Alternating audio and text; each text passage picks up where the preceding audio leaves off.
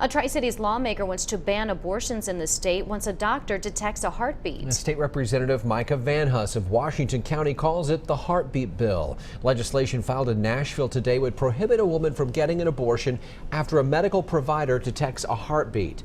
Doctors say that sometimes can be found as early as 6 weeks into a pregnancy. The bill on first blush appears to come into conflict with the Supreme Court ruling Roe v. Wade, which guarantees a woman's right to choose to abort a pregnancy. Justin Soto found out that is not stopping Representative Van Huss. Josh, in 2014, nearly 10,000 women in Tennessee had an abortion, and Representative Van Huss is promoting legislation to get that number down to 0.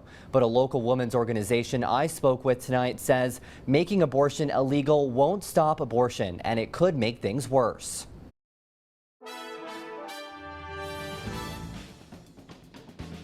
The sponsor of the newly introduced heartbeat bill hopes to win support through social media. This Facebook page is devoted to the legislation.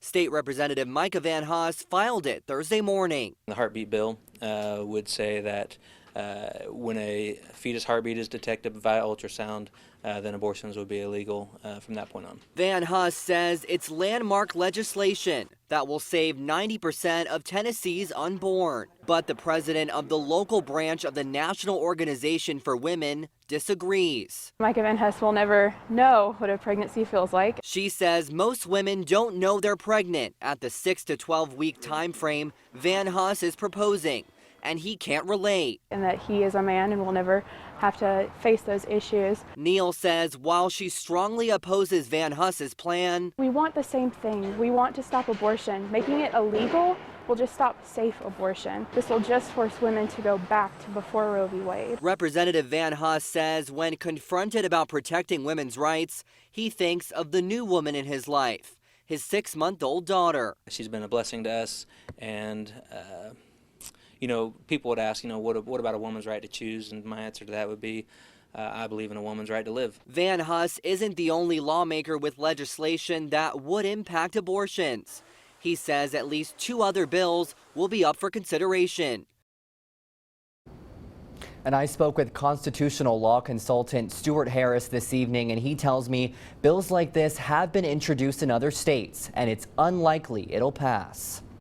In all likelihood, such a bill would be unconstitutional pursuant to the Casey versus Planned Parenthood decision.